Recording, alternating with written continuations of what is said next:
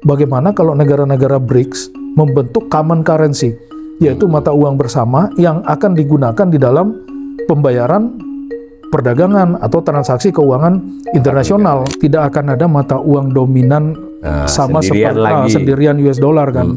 Tinggi. Persentase Amerika cenderung turun ya, secara persentase. Persentase Amerika cenderung turun terhadap total perekonomian global. Oh, jangan-jangan ke depan ini dolar akan segera tergantikan oleh misalnya yuan ya.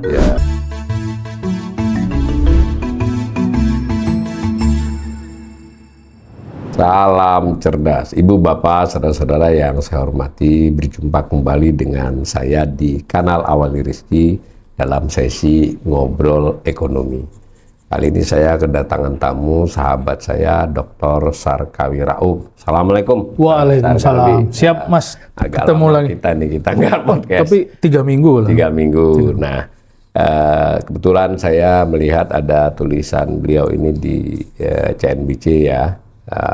Dan juga tulisan tersebut memang adalah tentang hal-hal yang belakangan memang cukup menggoda saya di podcast ini ya, karena situasi terkini selama 1 bulan 2 bulan ini kan luar biasa dinamis nih. Ya ternyata kalau perang kan urusannya hanya orang seolah-olah, ini ternyata tidak. Membuka banyak aspek yang menjadi bahan pembicaraan publik. Ekonomi pun menjadi perbincangan yang sudah tidak lagi antar ekonomi, semua pihak.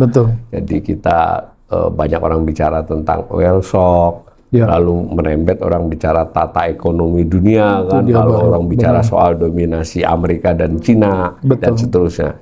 Nah, dan salah satunya memang adalah terkait dengan mata uang ya, karena perang ini dampaknya apa terhadap masing-masing mata uang negara-negara, bahkan yang tidak terlibat perang kan. Lalu kemudian orang juga mulai bertanya-tanya, orang ini dalam arti masyarakat umum ya, kalau ekonom kan memang sudah lama mengamati ini terkait dengan mengapa sih kalau kita lihat itu ya seperti Indonesia itu mengumumkan kursnya kan yang diumumkan terhadap dolar ya, padahal memang punya kurs terhadap semua, kurang lebih begitu. Nah, saya lihat lalu ada tulisan Pak Sarkawi ini di media, judulnya dominasi dolar Amerika Serikat versus yuan Cina, kurang lebih itu. Nah, mungkin kita diberikan informasi ini sekaligus karena kanal ini kan kanal literasi, Mas. Mungkin pelan-pelan saja kita dijelaskan apa sih arti dominasi dolar dan seterusnya itu. Gimana, Mas? Ya, jadi memang isu ini muncul ke permukaan ya sejak Cina ini mulai tumbuh ya. Dalam konteks perdagangan internasional. Kemudian dalam konteks kontribusi perekonomian China terhadap perekonomian global juga terus mengalami peningkatan ya dari beberapa dekade terakhir. Dan peningkatannya ini lumayan signifikan. Kalau kita lihat dari sisi Gross Domestic Product secara global, PDB ya. PDB global, Produk Domestik Bruto global, memang kontribusi China itu mungkin sudah nomor 2 setelah Amerika ya. Kalau dilihat dari sisi PDB harga konsan ya, atau dilihat dari sisi real GDP. Jadi, tapi kalau dilihat dari GDP berdasarkan purchasing power parity itu, PPP. Nah, ini kan perekonomian China rupanya sudah jauh lebih besar dibandingkan Amerika. Kan. Tapi kita karena paritas daya belinya terkendali. Tapi intinya dia kuenya gede banget lah. Kuenya sudah gede dan bahkan kalau dia GDP real, dia sudah mengalahkan Uni Eropa ya yang terdiri dari banyak negara. Dia sendirian. Kemudian Amerika memang ya dari sisi GDP real ini memang masih sangat tinggi ya dibandingkan dengan China. Dibandingkan dengan Uni Eropa, tetapi porsi China di dalam perekonomian global itu sudah semakin tinggi. Persentase Amerika cenderung turun ya, secara persentase. Persentase Amerika cenderung turun terhadap total perekonomian global. Kemudian yang kedua, bukan hanya itu, rupanya dari sisi perdagangan global pun China ini sudah jauh lebih besar dibandingkan Amerika, khusus untuk perdagangan barang ya. Di luar institusi jasa keuangan tentunya. Nah, untuk perdagangan barang, khususnya produk industri manufaktur, perekonomian China ini bahkan kalau di tahun 2000-an itu dia masih lebih kecil dibanding Amerika, mungkin sekitar hanya 400 47 miliaran, yang anggaplah 450 miliaran dolar kan. Amerika jauh lebih tinggi dari itu kurang lebih 2 triliun dolar kan di tahun waktu itu. Tetapi setelah tahun 2012, 10 tahun setelahnya kurang lebih, perdagangan China secara global itu sudah mengungguli Amerika. Bahkan di 2024 perdagangan China terhadap seluruh negara di dunia itu sudah jauh lebih besar dibanding Amerika. Mungkin waktu itu hanya China di tahun 2024 yang lalu itu sudah kurang lebih 6,3 triliun dolar. Amerika 5,2 triliun dolar. Artinya ini sudah sangat besar. Artinya apa? Situasi ini membuat orang berpikir, karena satu, perdagangan global dia semakin dominan, semakin besar, dan lebih besar dibanding Amerika. Kemudian yang kedua, dari sisi GDP-nya pun juga tumbuh terus kan, bahkan sudah mengalahkan euro dari sisi persentase terhadap PDB global. Tentu ini akan diikuti oleh sektor keuangan dia. Artinya peran China di dalam transaksi keuangan global pun ini akan meningkat. Nah, apalagi kalau perdagangan global China, perdagangan internasional China, semua dibayar pakai yuan atau renminbi. Tentu porsi renminbi atau porsi yuan di dalam transaksi internasional itu harusnya semakin meningkat. Nah, ini yang membuat banyak orang berpikir, wah ini jangan-jangan yuan China ini akan segera menggantikan dolar Amerika sebagai mata uang dominan secara global. Apalagi Mas Awalin, sejak tahun 2014 kemarin waktu Rusia menganeksasi Crimea, tindakan Amerika itu adalah menggunakan mata uang sebagai instrumen untuk memaksa memblokade Rusia kan, untuk memberikan sanksi ekonomi terhadap Rusia. Larangan penggunaan dolar atau mengeluarkan Rusia dari transaksi SWIFT yang merupakan lalu lintas transaksi antar negara kan. Nah, Rusia nggak punya akses ke situ, ya mau tidak mau Rusia berhenti pakai dolar. Nah, berhenti pakai dolar, dia menggunakan yuan China. Artinya apa? Porsi yuan ini pasti naik dengan misalnya Rusia dengan size ekonomi yang juga relatif besar, berhenti pakai US dollar, sekarang pakai yuan ya. Belum lagi misalnya kemunculan grup atau blok ekonomi BRICS ya. Nah, BRICS ini Brasil, Rusia, India, China, kemudian South Africa. Ada plusnya, ada Indonesia dan macam-macam di situ ya. Termasuk Saudi Arabia, Mesir. Ini kan semua tergabung tuh di dalam blok ekonomi. Bahkan Presiden Lula itu kan beberapa waktu yang lalu itu pernah mengusulkan untuk bagaimana kalau negara-negara BRICS membentuk common currency, yaitu mata uang bersama yang akan digunakan di dalam pembayaran perdagangan atau transaksi keuangan internasional. Nah, ini ide ini sudah dimunculkan. Nah, hal-hal ini semua yang melatar belakangi pemikiran orang, oh jangan-jangan ke depan ini dolar akan segera tergantikan oleh misalnya yuan ya, yuan China. Atau sekurang-kurangnya tidak dominan seperti dulu. Atau sekurang-kurangnya tidak lagi mendominasi seperti sekarang ya, atau seperti sebelum-sebelumnya. Nah, cuma gini Mas, sejarahnya ya, memang transisi dari satu mata uang yang dominan ke mata uang yang lain ini memang lumayan panjang ya. Dan ya macam-macam terlibat di situ dan ekonomi. Makanya rupanya ada bukan soal perang dunia juga. Benar, bukan. Benar. Jadi rupanya bukan hanya faktor ekonomi, tetapi ini berkaitan dengan perang. Nah, misalnya ya sebelum Perang Dunia Pertama, pound sterling Inggris itu kan sangat dominan sebagai lebih dominan dari dolar. Jauh lebih dominan dibanding dolar sebagai mata uang yang digunakan di dalam transaksi internasional kan.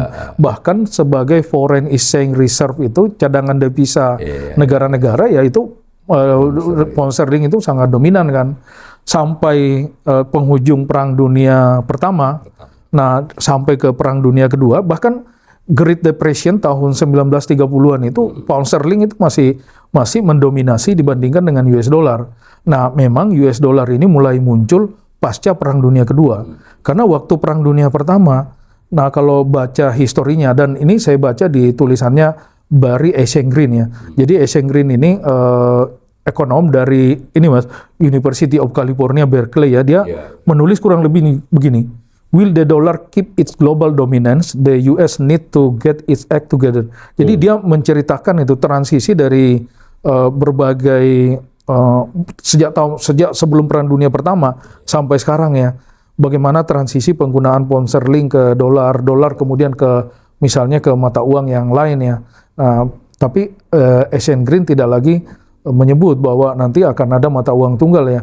Tetapi justru yang diproyeksi oleh beliau itu adalah bahwa ke depan dolar ini mungkin tidak akan sedominan sebelumnya, tetapi ke depan itu akan ada multi currency.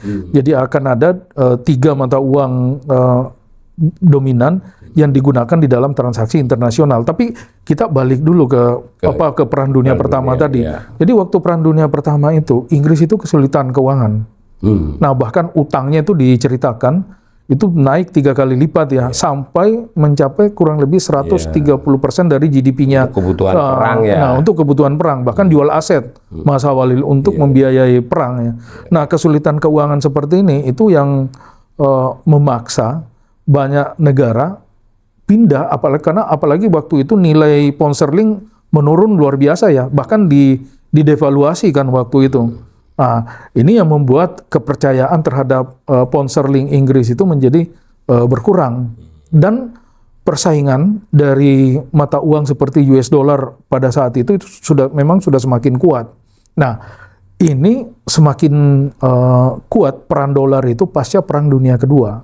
Nah, tahun 42-44 ya, ini tahun 44. Jadi tahun 44 itu kan ada pertemuan tuh Mas. Dan ini saya kira tempat Bretton Woods itu ya beken banget, kita belajar semua tuh. Benar. Saya kira semua mahasiswa ekonomi wajib tahu ini kan Bretton Woods di Hampshire, di New Hampshire Amerika itu kan. Nah, di situ dibuat pertemuannya. Nah, ini saya nggak tahu ya, ini kebetulan apa enggak nih. Rupanya yang bertemu itu 44 negara dan tahun 1944 lagi. Nah, yang paling penting di pertemuan itu adalah adanya kesepakatan untuk membentuk apa yang disebut dengan Bretton Woods System.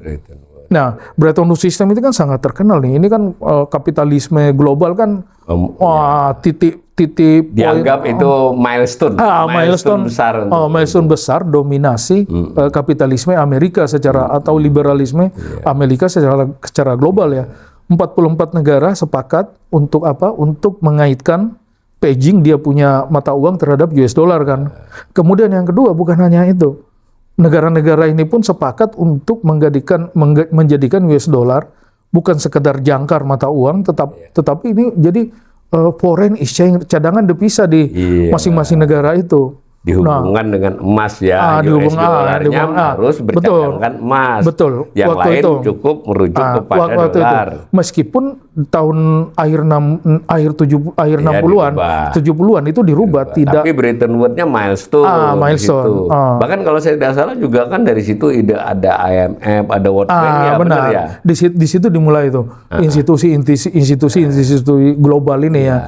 World Bank di Amerika, kemudian IMF-nya biasanya Eropa ya yang dominan ya. Nah, institusi-institusi ini yang menjadi tadi milestone itu dominasi dolar Amerika dalam transaksi perdagangan maupun keuangan internasional. Dan itu ada Perang Dunia Pertama, itu masih pound sterling, kemudian Inggris ya mungkin bangkrut tanda petik ya. Menang tapi bangkrut. Kemudian yang kedua masuk Perang Dunia Kedua Amerika, dan sebagai pemenang perang dia yang mengendalikan tidak hanya politik keamanan, tapi Inggris juga menang. Bangkrut tadi bahkan jual aset untuk membiayai perang. Nah, Amerika menjadi kekuatan sangat dominan, dan saya kira ya itu yang membuat US dollar menjadi sangat besar ya. Nah, kemudian dihubung-hubungkan dengan situasi sekarang, Mas. Misalnya ada perang di Timur Tengah nih, Iran lawan Israel Amerika. Kan banyak tuh yang berpikiran, jangan-jangan kalau Amerika kalah perang di Timur Tengah, di Selat Hormuz ini akan menjadi titik awal lunturnya dominasi atau hegemoni US dollar di dalam konteks transaksi perdagangan internasional maupun transaksi keuangan internasional. Nah, itu masalah Gitu ya. ceritanya. Ya, berarti kalau kembali ke pound sterling ini, pound sterling tidak dominan tapi tetap termasuk hard currency ya. Benar. Masih tetap sebagai salah satu mata uang. Bayangannya juga begitu toh. Iya. Kalau saya tidak salah, dominasi dolar ini memang mulai waktu itu, tapi diiringi juga dengan kemajuan industri Amerika kan, tidak hanya karena menang perang, tapi dia memang industrialisasinya kenceng ya. Betul. Dan ya saat itu kan sektor manufaktur Amerika kan salah satu yang terkuat di dunia kan. Nah, pada saat yang sama sektor manufaktur Inggris kan mulai agak menurunkan porsinya terhadap manufaktur global. Nah, bahkan Inggris kan ada pesaing kan kayak Perancis, di Eropa kan ada Jerman, bahkan ya Jepang mungkin baru start ya, saat itu terasa tahun 70-80 baru dia terasa. Nanti 70-80 baru mulai muncul ya. Nah, tapi sektor manufaktur Amerika itu udah sangat kuat waktu itu, dan ya posisi yang dinikmati oleh China sekarang, di mana perdagangan global itu didominasi oleh produk manufaktur China. Waktu itu Amerika. Dan mirip ya, karena Amerika ini juga tidak hanya manufaktur, pertaniannya juga kuat. Pertaniannya juga kuat. Dan banyak produk-produk pertanian dan bahkan peternakan, Mas. Nah, misalnya ayam, sapi itu kita kan daging sapi. Apel juga dulu apel Amerika loh, sebelum ada Australia segalanya, Amerika juga. Benar. Kedelai Amerika dengan produk ya mungkin kayak kapas kan Amerika. Jadi beriringan ya antara kemenangan politik dengan perkembangan manufakturnya dengan dominasi dolarnya. Nah, cuma gini Mas, kalau Amerika ya, kalau kita lihat ini ada data nih penggunaan mata uang dan perbandingan antara penggunaan mata uang dan ukuran perekonomian. Kalau Amerika itu kita lihat ya datanya ya per 2024-2025 kontribusi mereka terhadap perekonomian global itu kan kurang lebih 25%. Ya, share of global GDP Amerika. Seperempat dari total GDP global kan. Nah, cuma kalau lihat Index of International Currency Usage-nya Amerika, indeks penggunaan mata uang dolar secara internasional itu bahkan di atas 60% kan. Itu hampir 67%. 67%. Nah, ini kan sangat tinggi ya.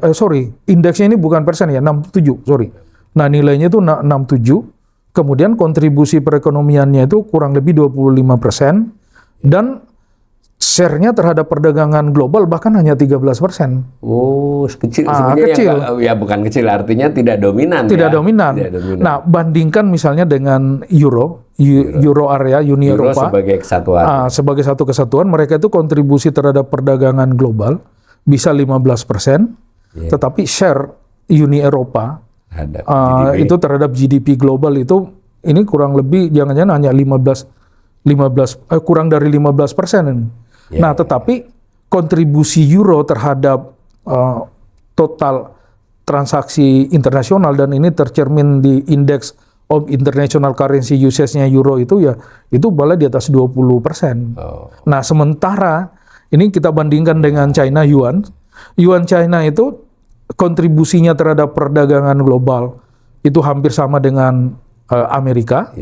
Kemudian share GDP-nya itu lebih besar dari euro. Itu mungkin sekitar 17%-an nih kalau China ya. Nah, tetapi Index of International Currency Usage-nya itu hanya kurang lebih 2,5%. Masih kecil. 2,5, bukan 2,5% ya indeksnya ya.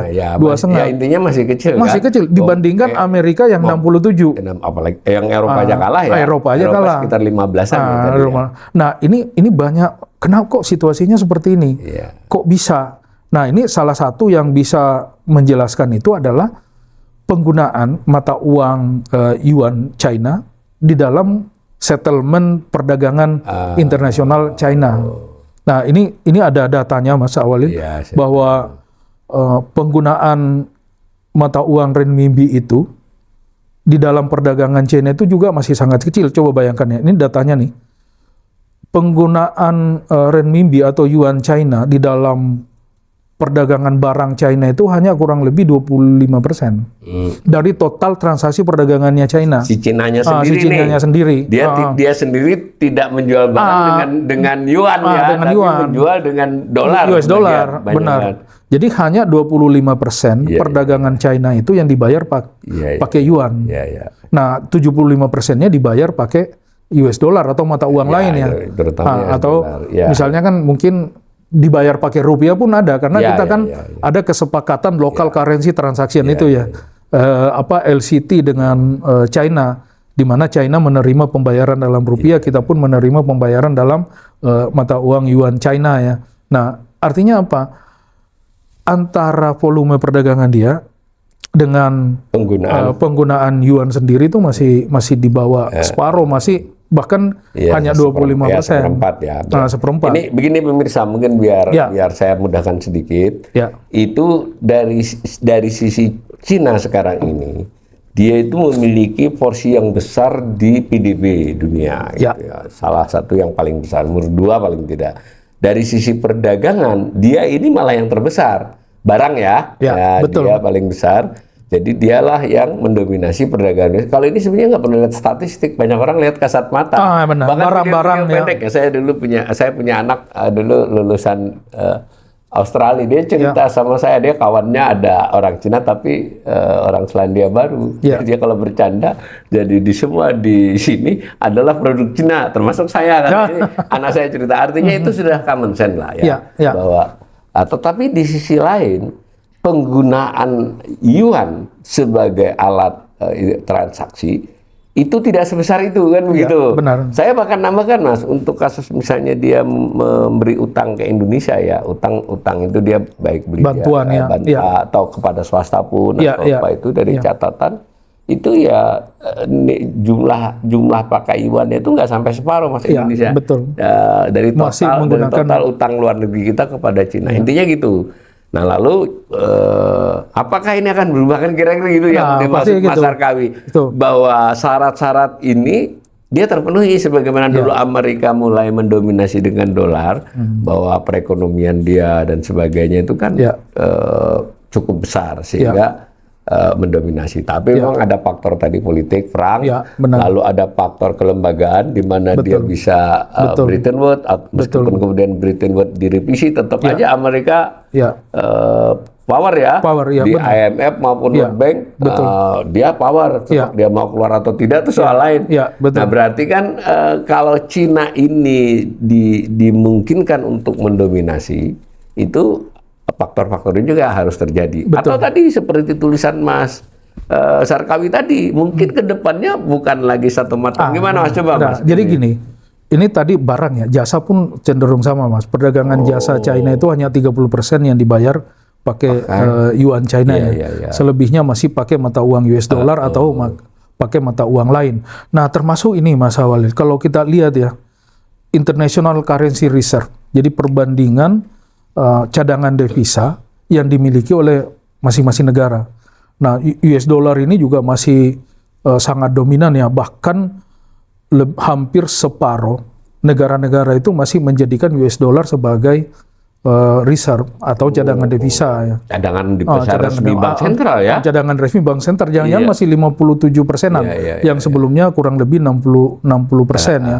Atau 61 masih lebih dari separuh. Masih lebih dari separuh. Nah, terus yang jadi persoalan kok China sangat sedikit penggunaan Chinese yuan itu sebagai cadangan devisa global ya, atau cadangan devisa negara-negara, padahal kan biasanya cadangan devisa itu diukur kecukupannya dari kesanggupan negara itu untuk membiayai sekian bulan impor kan.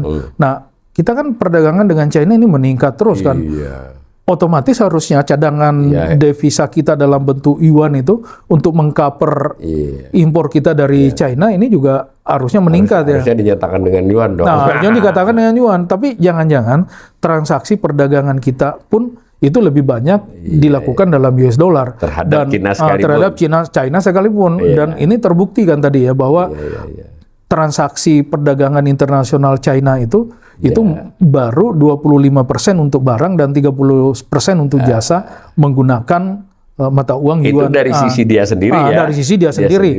Kalau saya ini nerima dibayar dolar kan, bukan yuan. Kalau dia sendiri aja seperti itu, bagaimana dengan negara lain kan? Sedangkan Gitu. Amerika ini jangankan dia, orang lain juga pakai dolar. Nah, itu yang membuat porsi dia secara internasional sangat besar ya. Tapi memang kalau kita lihat dari sisi growth-nya, pertumbuhannya ya, China pasti growth-nya bukan pelan-pelan, Mas. Growth-nya itu sangat besar. Tapi kan basisnya yang kecil.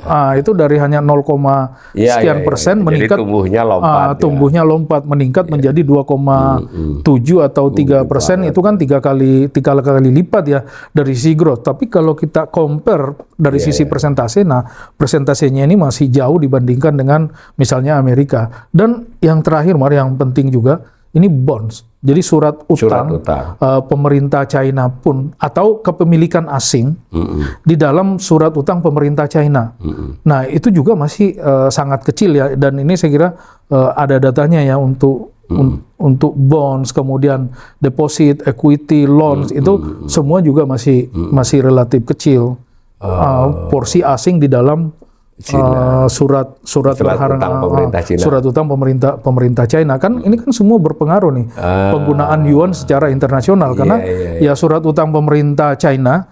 Nah, salah satu alternatifnya kan dinyatakan dalam bentuk mata uang lokal dia sendiri kan. Misalnya kita menerbitkan rupiah bond, surat utang rupiah, atau menerbitkan surat utang dalam US dollar. Nah, surat utang yang diterbitkan oleh pemerintah China yang dalam yuan, ini porsi asingnya pun masih relatif masih relatif kita kecil. Juga harus memasukkan faktor ini ya, bukan pasti. Hanya perdagangan barang. Kita harus memasukkan dinamika di jasa tadi. Lebih khusus lagi jasa keuangan.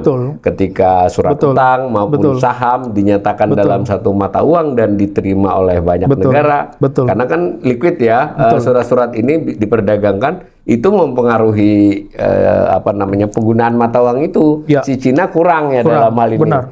Kalau dolar Amerika, jangankan pemerintah Amerika, kita aja buat surat bond dolar. Dan ini lagi, Mas, ini kan transaksi keuangan lintas negara itu kan kalau biasanya difasilitasi dengan SWIFT ya.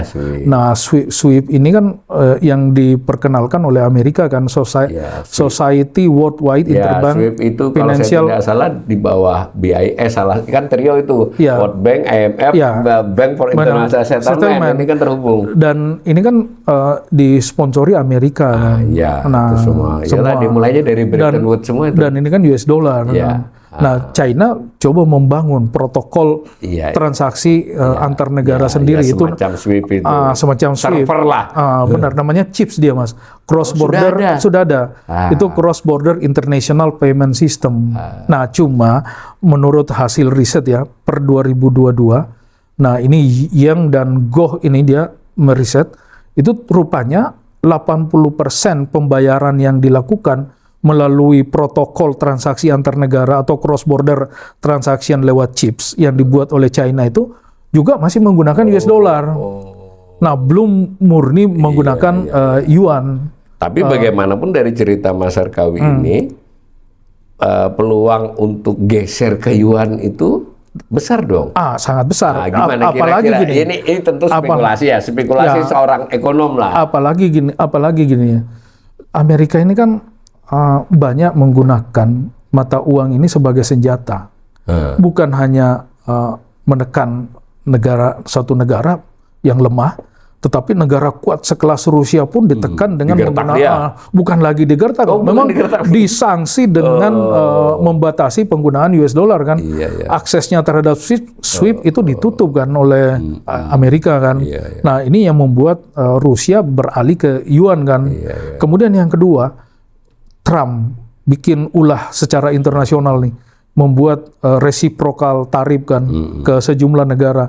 Ini kan melahirkan semacam respon balik, retaliasi dari negara lain untuk membangun protokol pembayaran perdagangan sendiri. Udah, kita tinggalkan aja US dollar, tinggalkan SWIFT lah. Tinggalkan SWIFT, pakai misalnya bahkan kalau Lula dari Brasil kan dia mengusulkan ada common currency yang disepakati oleh negara-negara BRICS ya. Nah, kemudian perang Iran, Israel, Amerika nih. Bisa jadi perang dunia ketiga ya. Kalau ini jadi perang dunia ketiga ya Akan bisa momentum baru ya. Ya bisa juga pemenangnya nanti mata uangnya akan. Nah cuma gini Mas, China harus benar-benar terjun di dalam perang. Ini dia belum. Kalau enggak kan, kalau merujuk ke perang dunia pertama dan perang dunia kedua, perang dunia pertama itu kan yang dominan Inggris. Manufakturnya Inggris juga sangat kuat waktu itu. Pound sterling juga menjadi mata uang dominan. Perang dunia kedua, Amerika sektor manufakturnya juga sangat kuat. Akhirnya US dollar jadi mata uang dominan. Nah, jangan-jangan kalau China pun yuan mau jadi mata uang dominan secara global, meningkat secara signifikan, dia harus ikut perang di sana nih. Pemenang ya dia yang kontrol. Nah, tapi kan logikanya kalau melihat keadaan begini itu nggak mungkin. Kalau Barry Eichengreen bilang ini nggak akan, dia ada opsi ketiga. Dia nggak akan ke sana. Jadi transisi dari pound sterling ke US dollar, kemudian US dollar ke mata uang tertentu itu akan sulit terjadi di masa depan. Jadi nggak ke yuan saja. Nggak ke yuan saja, tetapi ini akan ada bahkan 3 mata uang dominan secara internasional menurut Eichengreen ini. Yuan, yang pertama itu adalah dolar Amerika masih dominan, yang kedua ada euro, dan ketiga adalah yuan China. Masuk akal. Kalau dilihat dari sisi satu, sektor manufakturnya masih kuat, sektor jasanya juga negara kawasan ini juga masih kuat. Yang ketiga, share dari GDP masing-masing negara terhadap GDP global juga sangat kuat. Kemudian yang keempat, ya negara-negara ini kan secara militer, ini negara yang sangat seimbang lah di antara mereka ini. Sama-sama menahan diri kalau untuk perang langsung gitu. Ini yang membuat. Nah, tapi gini Mas, ini ada pandangan para ekonom nih. Salah satunya itu Frankel ya, atau Nouriel Roubini. Ini kan salah satu ekonom. Bahkan kalau Roubini itu kan terkenal dengan doktor kiamat itu kan. Doomsday. Skenario benar. Doomsday. Nah, sekarang mereka ini bilang masalah utama di China itu karena pemerintah China dan Bank Sentral China itu masih memberlakukan rejim capital control. Jadi itu kalau di keuangan internasional itu kan ada policy framework, itu yang dikenal dengan the impossible trinity. Jadi impossible trinity itu atau trilema kebijakan moneter. Nah, artinya apa? Suatu bank sentral tidak mungkin bisa mencapai 3 tujuan sekaligus secara bersamaan. Dia harus memilih 2 dari 1 ya. Nah, salah satu misalnya ya, independent monetary policy. Jadi kita memiliki kebebasan untuk mengatur kebijakan moneter kita sendiri. Kemudian yang kedua, kita membiarkan free capital mobility. Jadi lalu lintas modal antar negara itu dibuat sebebas mungkin. Dan yang ketiga, dia bagaimana caranya exchange rate-nya itu stabil. Nah, dalam konteks fixed exchange rate ya. Nah, negara ini harus memilih 2 dari 3 ini. Nggak mungkin bisa mencapai 3-tiganya. Ya nggak mungkin fleksibel sekaligus tetap kan. Nggak mungkin. Jadi lalu lintas modal kalau semakin aktif in out berarti fluktuasi mata uangnya juga akan semakin tinggi kan. Nah, sekarang China itu dia lebih memilih untuk mengorbankan mobilitas aliran modal. Jadi free capital mobility itu dikorbankan. Dia lebih memilih untuk melakukan capital control, kontrol arus modal kan. Dan belum tentu begitu ya ke depannya. Ini sekarang, ini yang dilakukan sekarang. Nah, kenapa dia memilih untuk mengontrol lalu lintas modal? Karena dia ingin mempertahankan stabilitas yuan China terhadap US dollar paling tidak, atau mata uang kuat lain. Kemudian yang kedua, dia ingin menjaga mengeliminir pengaruh exposure eksternal terhadap kendali terhadap perekonomiannya.